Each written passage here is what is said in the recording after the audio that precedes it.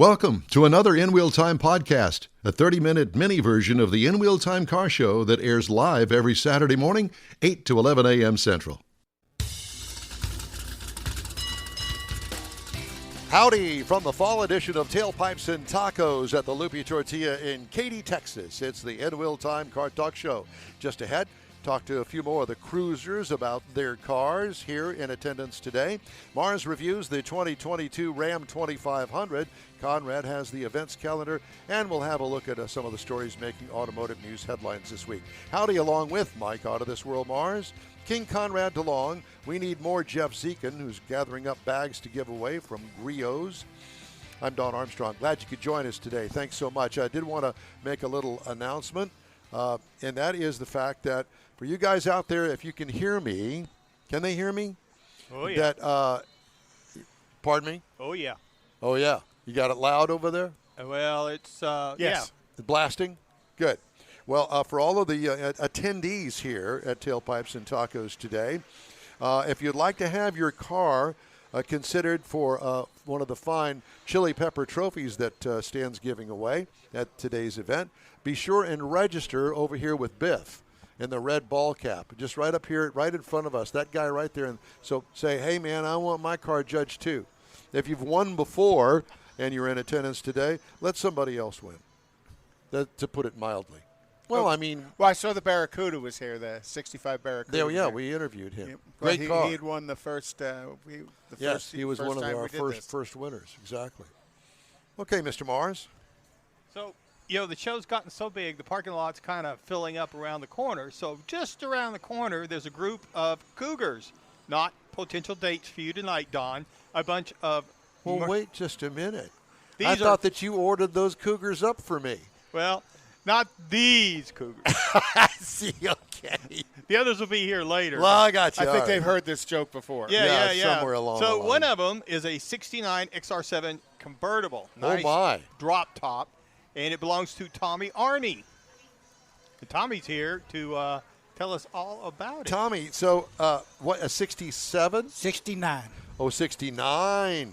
XR7, which was kind of their upper-level performance version. Upper level, yes. And so what differentiated the XR7 Cougar with the run-of-the-mill Cougars? Mainly the interior components, the options. It had leather seats, different gauging. That had the TAC stock factories installed the tachometer. A built-in one, yeah. Yes. Most of them had the console and had a low fuel gauge sensor. It just a few little options that did not come with the base model. So it wasn't an engine option. No, the engines was the same with the base or the XR7. Any selection of by 69, it was 302, 351. 351 Windsor was the base. Was the bottom engine? Yes. Okay. And then 428 or 428. 428 was. But they didn't offer 429 until later, right? Right. So 420. You could get a 428 in the 69 XR7. Yes. 390, 428. Wow, I didn't know that. Back in the day when that car was new, we thought, well, that's really cool. But wait, it's a Mercury. Mercury wasn't. We never thought of Mercury as being a performance model, and then they kind of glommed on to the Mustang and fixed it up, and it looked darn good. Yeah, it was the Ford version of the gentleman's sports car, and they were competing. 67 that came out in the dash with the wood grain dash, and it had the toggle switches. They were actually on purpose to compete with the European Jaguars and other. So that's where that came about.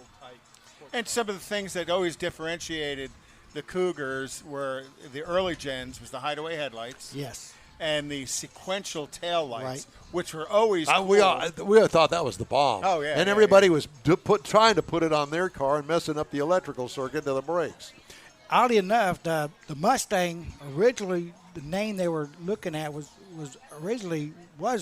Cougar was one of the names that they were looking at calling it, but it eventually changed. They named it Mustang, and the Cougar went on to Mercury. So Well, and they use that advertising in pretty much everything with Mercury, with the Cougar. Yep. Yeah. Yep. With the wow cat. Yes. I do remember. I don't remember much, but I do remember that. And the first year for Cougar was 67? 67, yes. 67. And a Motor Trend Mustang Car of the had Year. like 2 years head start, but they shared a lot of chassis, didn't they? Not the chassis. Well, I call it chassis. Yeah. The drivetrain they shared. The components of the drivetrain. Main difference is the body lines and the interior components. A lot of the interior components. The whole body was different? Yes. Well, the sheet metal was totally different. I did not realize that. But I think the subframing and the K member and Yes. stuff were all shared with the Mustang, right? No, it's totally. That was all unique. It's Then unique. I'm mistaken. I always thought there was much more family. If you look at between we have a 67 out here, and you compare it to an early Mustang, there's nothing.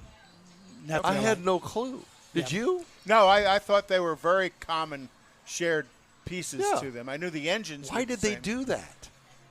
just to make something Is unique? it if I put a 69 Mustang next to your XR7, is the XR7 bigger than the Mustang?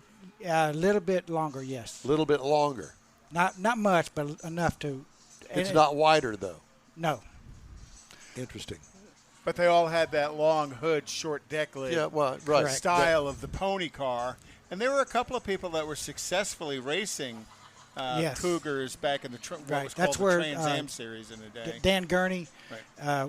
was one of them. Matter of fact, they have a Cougar with a Dan Gurney special that signifies his racing. Really? Yep.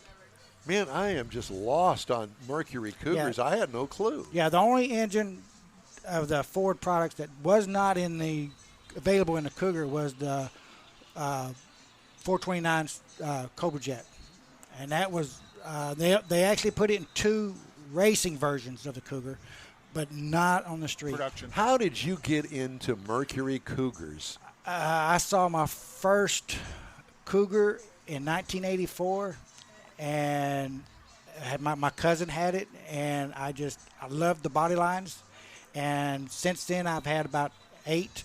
Oh, wow. 8 of them. Yeah, and most So in of other them were words, 69. you're telling us that you're an addict. Yes. Yes, he's a Cougar everybody addict. has a Mustang, Right?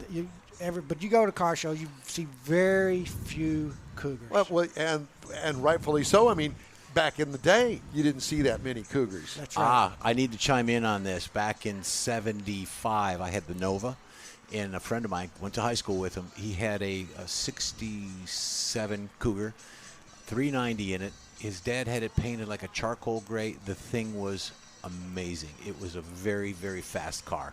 We loved it. I mean, I'm a Cougar fan. I was over here drooling on those. So great stuff. Would you own a Cougar today? I would. Would I you? absolutely Oh, yeah. would. I love the car. It's very, very cool. Where'd to me. you find this one? This one I bought off eBay. It actually came from Colorado. I just think to me, it's a stylish car. Yep. All right, so you buy a car off of eBay. Now, did you hire somebody to go look at the car? No, a lot of people. It depends upon the situation. A lot of people go and fly up to the site and look at, or they have a third party Right.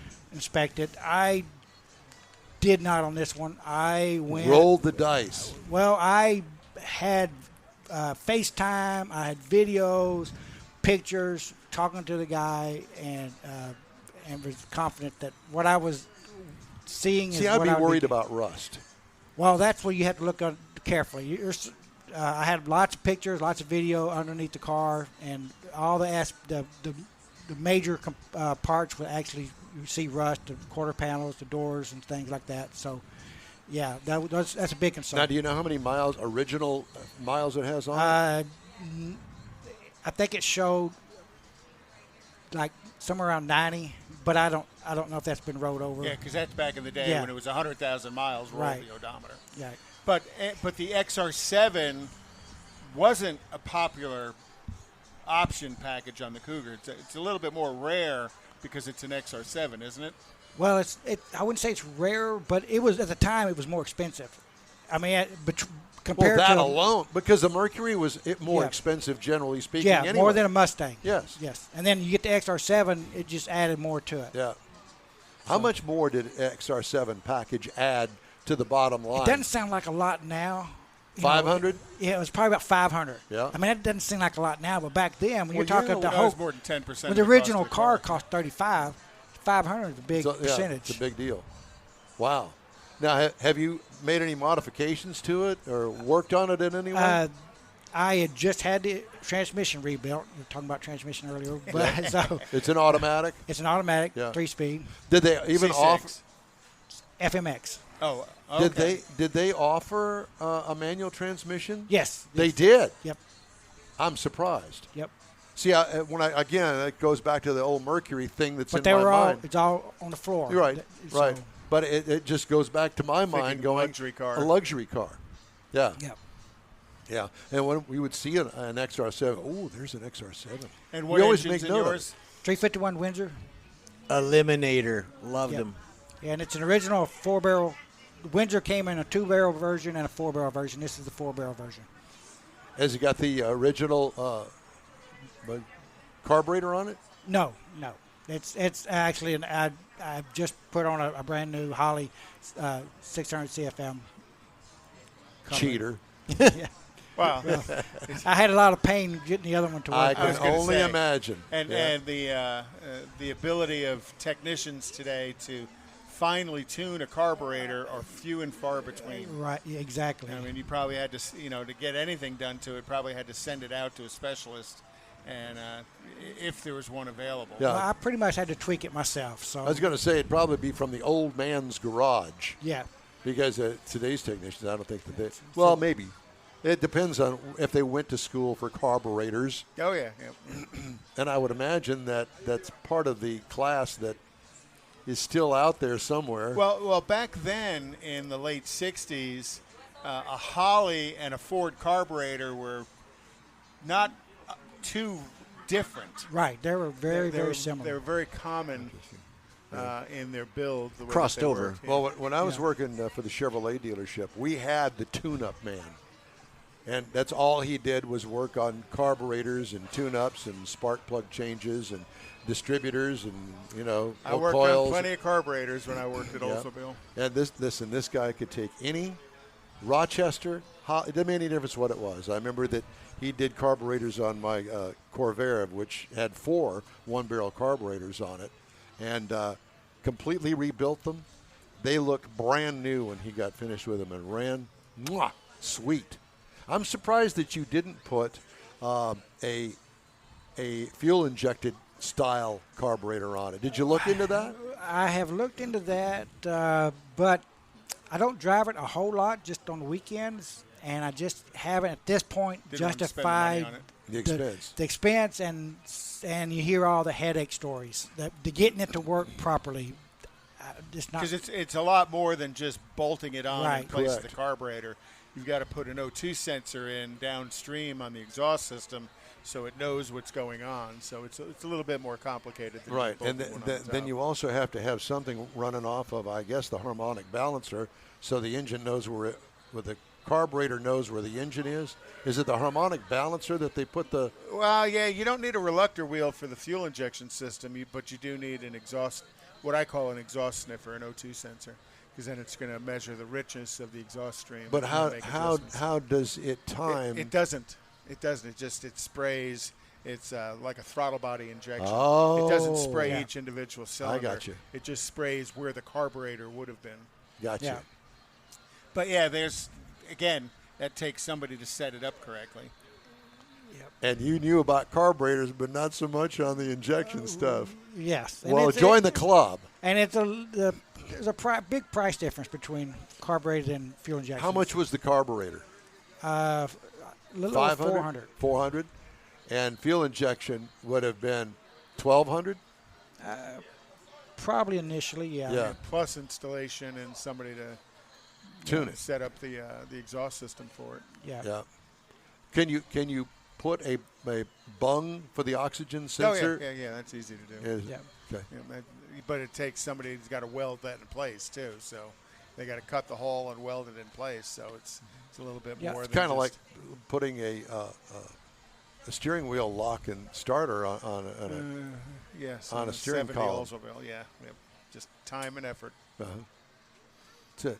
I have a 70 Oldsmobile that's been sitting in the garage because the ignition switch is Jacked up. I just haven't taken the time to work on it. You know, and how long has it been sitting in the garage? But when you head out, Change the subject. grab you a bag of Griot's car care products.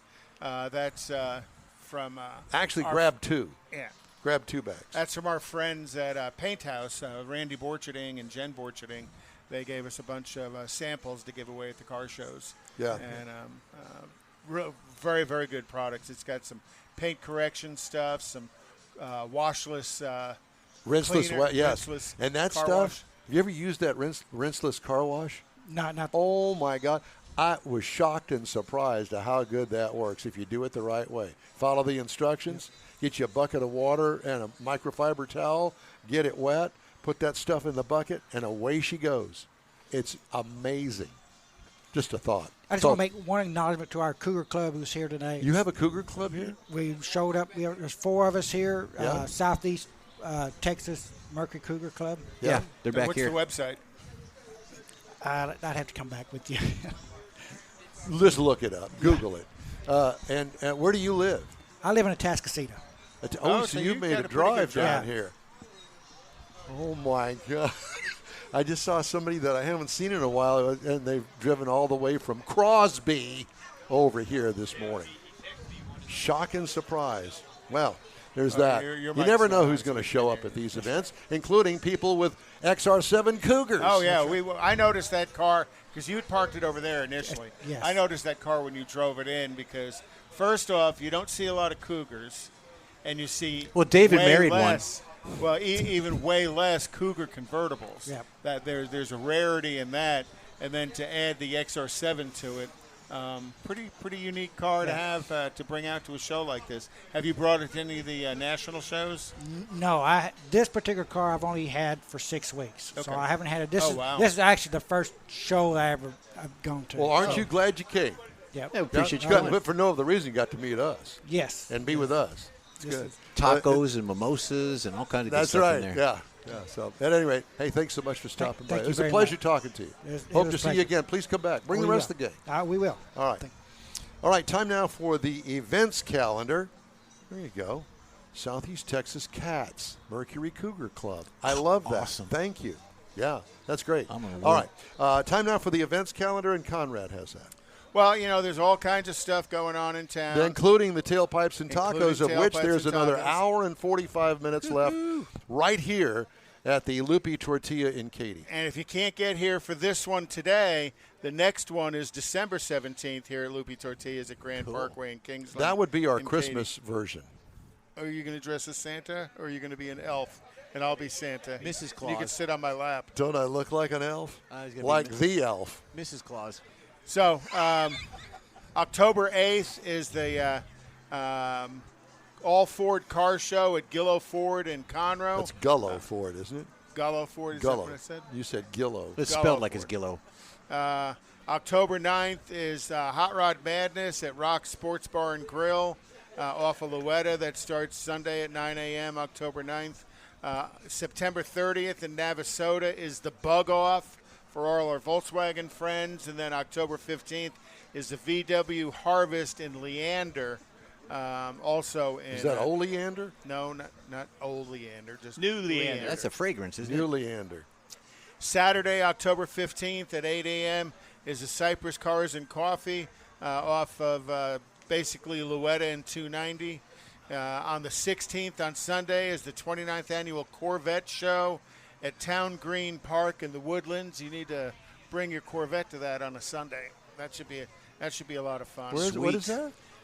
The annual Corvette Show, the 29th Annual Corvette Show. Town Green Park? In I don't know. Park in the Woodlands. Okay. October 16th is the Mustang Club of Houston Fall Open Show at Planet Ford. And then October 22nd is the Harvest Festival Car Show and Holiday Market at the New Territory Sports Fields. Cool. Lots of stuff coming up. Yeah. And it's a great time of the year, too. And actually, the weather is absolutely stunningly beautiful here It's today. gorgeous. There's not a cloud in the sky. No, it's not. With So- the 30% chance they said the other Oh, day? that's this Yeah, afternoon. that's gone. I mean, the temperature's good. It is, and I'm hot. We ought to bring And the time weatherman now out. for somebody that's Well, not that's what hot. we were That'd talking be about Mike, the Cougars Mike over there a while Mike ago. Mars is going to Cougars. do his car review. 2022 Ram 2500 Big Boy. Yes, this is the big heavy duty. We had the Lone Star Edition. Now, this is part of the, it's a 5th-gen vehicle. It was created in 2019 whenever it came out with the new styling. Kind of got away from the big rig truck look. And it comes in 3 cab styles. You can get a regular, a crew, or a mega. And there are 7 trim levels. Now, we had the Lone Star, so it's a mid-level. Holds 5 passengers in it. On the outside, you're going to find up front, you're going to have the new styling for the grille and the headlights, premium LED lighting. It's all around. Got automatic headlamps. Up front, you're going to find you got some nice tow hooks because this is a vehicle you're going to use for towing and for work or maybe even going off-road. We had That's tow hooks in the front. Yeah, That's in case you to can tow it pull out of stuff out, trouble. get pulled out. I'm We good had the at pulling stuff power-heated out. folding side mirrors that were on it because this is a big In truck and reverse. it had big mirrors. And had the 3-piece tonneau folding cover in the back. You know which that was a really Kimberly nice Schultz is going to addition. listen to this. I just can't hear you. Yeah, I'm sure you can. So Ignoring we me. also had a really nice wheel-to-wheel step bumper. I mean, it wasn't the one that came out from underneath it. It was all fitted in there and went wheel-to-wheel to wheel well, and it looked really good, and it was functional. It wasn't like some of them that are kind of too high, too low. We were rolling on some nice 20-inch polished wheels, which is an option. Now, on the inside, we had the premium cloth bucket seats. We didn't have the leather interior. Amen. That's my You're a stuff. cloth there. And guy. it was very nice. It was very comfortable. The thing I liked about it, and I noticed it in the 1500 I had a few weeks ago, the seats the bolsters don't wrap around you like some of the sports cars or the SUVs. They're more flat. They're not really flat, but they're more flat. Makes you feel like the seat's bigger. Conrad style. Whatever. So it's a wide, flat seat. The front seats are heated. We had the Uconnect 5 with the 8.5-inch screen in the dash. We had the digital rear view mirror, which I'm getting used to. That's the camera that's in the back. Are you? Yeah. Yeah, well, I've had 2 of them real close back to back, and it's kind of, you look up there to fix your hair or something, you can't do it, Yeah, that's what you need to do is Yeah, fix that's- your hair. Yeah. Yeah. So the back seat, the rear seat's got the folding up second row. It's got the fold flat floorboard out for more cargo. Got the under the floor mats storage. Had a nice Alpine audio system with 9 speakers and a sub in it. Now, up under the hood, this is a big truck. 6.7-liter Cummins diesel, 370 horsepower, 850 pound-feet of torque. Or, that's what we had. If you preferred the 6.4-liter gas engine, you could get 410 horsepower, but you're only going to get 429 pound-cubic feet. Now, this thing was backed by a 6-speed automatic transmission. It had the column shifter on it. 429 pound-feet of torque. That's a lot. Yeah, it is. Yeah. It's even better with 850 out of the diesel. Well, that's the purpose of a diesel. Yes. So anyway, it's rated to tow 20,000 pounds, a haul rating of over 4,000 pounds. Now, this isn't rated by the EPA because it is a heavy duty. I got 18.2 miles across a 421.4 week that I had the That's vehicle. actually pretty good. I thought it was great. Has plenty of power. You feel like you're in control, but you set up high on the inside of it when you're driving. So the driver's experience is kind of high. It makes you feel like you're more like in a bus. And it's a firm ride. It's not a rough ride by any means like you would think because it's got the air suspension on the back of it. So you set this thing out on the highway and you see these guys with these hot shot trucks running these speeds that they're passing you, pulling trailers. You can figure out real fast how and why they can do that. Now, the base model price is $47,035. Now, there is a lot of options on this truck, including $9,000 for the diesel motor. Oh, yeah. Wow. Well, it's By motor and itself. transmission, the package. So, our price as tested, MSRP is $75,840. How much? $75,840. All right. It's a heavy duty. It's a heavy duty. It's in that price range. If you're hauling horses or heavy equipment, this is something you're going to look at. You might also look at a Chevy 2500 that's going to start at $43,700 and a Ford F-250 that starts at $43,035. But again, you start optioning it up and you're putting some nice things like the diesels in them. They start pushing that price up into that $75,000 range. That's But just where you're going to be. But guys that buy those things, generally speaking, What's the glue on the back of this? There's no glue there. Okay. Goes on your windshield. Finish your story. That guys are usually making money with these style of truck. Either that, or they've got a horse trailer, or a great big boat, or a camper, or something like that. You're right. They're either vacationing with the RVs and the boats, or they are making money. Even the horse trailers, going to horse shows, going to horse races, whatever they're doing with their horses. There's a specific and that's why you had purpose it, for these. because you were getting ready to. Get some steeds in the back of that thing. I was the biggest thing I had to put in it was me, unfortunately. But so I you're sure hauling like asses. the way that thing hauled asphalt going down the freeway. Yeah. Monty, the singing Monty, donkey. the singing Let's not donkey, forget that's about right. him. Okay, thank you very much, sir. And by the way, in addition to that, while we're in the business here of talking about Ram, Ram is phasing out the 1500 EcoDiesel pickup in January. Did you know this? No, I did not. The 3-liter. EcoDiesel powered model was released in 2014, but it became a source of legal trouble for Fiat Chrysler when it was discovered that defeat devices were being used to cheat emissions tests. FCA U.S., a subsidiary of Stellantis, pleaded guilty in federal court and is paying more than $300 million in criminal penalties to resolve the investigation that it conspired to mislead regulators and consumers about the emissions control system on 101,000 Jeep Grand Cherokee and Ram 1500 models. So Everybody because that's a European-built diesel. That's Motor Marini is the one who produces that for Ram. And it seems like all of the European diesels got caught cheating on emissions. Volkswagen started it. Well, Volkswagen, Audi, Ram. Yeah. I think Range Rover got in trouble for theirs. Big mess. So it's going to go away. All right.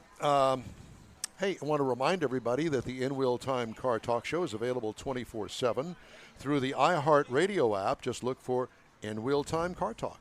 We also stream on Facebook, YouTube, and InWheelTime.com. Podcasts are at your fingertips from your favorite podcast source. And the In Wheel Time Car Talk Show continues right after this quick break.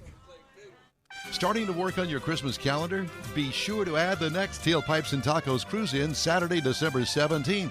You'll want to attend Tailpipes and Tacos Christmas Edition at the Loopy Tortilla in Katy, 8 to 11 a.m. It's the only place cruisers compete for Loopy's Chili Pepper trophies and other prizes. There's no charge to enter your vehicle for Best Hot Rod, Best Classic, or Best Modern Classic. Tailpipes and Tacos is Houston's coolest and most unique cruise-in and is your opportunity to see the best hot rods, show cars, classics, and resto mods. And get Loopy Tortilla breakfast tacos with adult beverages. There's no entry fee and cars will automatically compete for those much sought-after custom Loopy trophies and other prizes. It happens at the Loopy Tortilla Tex-Mex in Katy on the Grand Parkway at Kingsland Boulevard, just south of I-10. It's the Tailpipes and Tacos Christmas Edition, Saturday, December 17th. The In Wheel Time Car Talk Show will be there too. Celebrate the Christmas season with friends and family at Tailpipes and Tacos. Saturday morning, December 17th, 8 to 11. We'll see you then, weather permitting. Want to take a minute to tell you about Gulf Coast Auto Shield, a Houston detail company like no other. Gulf Coast Auto Shield offers paint correction services that'll give your car, truck, or SUV a like-new shine. Afterwards, you'll want to protect it with a professionally installed nano-ceramic coating or protection film. Worried about your very expensive windshield getting damaged, broken, or cracked? Let Gulf Coast Auto Shield install ExoShield, a windshield protection film. Give John Gray a call today or check out their website, gcautoshield.com. Hey, whether you own a new, ultra-expensive, exotic, or a 5-year-old Suburban, Gulf Coast Auto Shield will help keep your investment looking like the day it rolled off the assembly line. Gulf Coast Auto Shield is conveniently located on the South Sam Houston Parkway, just south of I-69, the Southwest Freeway. Meet the staff and check out all of their services online right now at gcautoshield.com. The In Wheel Time Car Talk Show is now part of the iHeart family. Now you'll have access to 24/7 Car Talk anytime you need a fix. Just download the iHeart Radio app and ask for In Wheel Time Car Talk, and there we are. Be sure to save us in your iHeart library for instant access.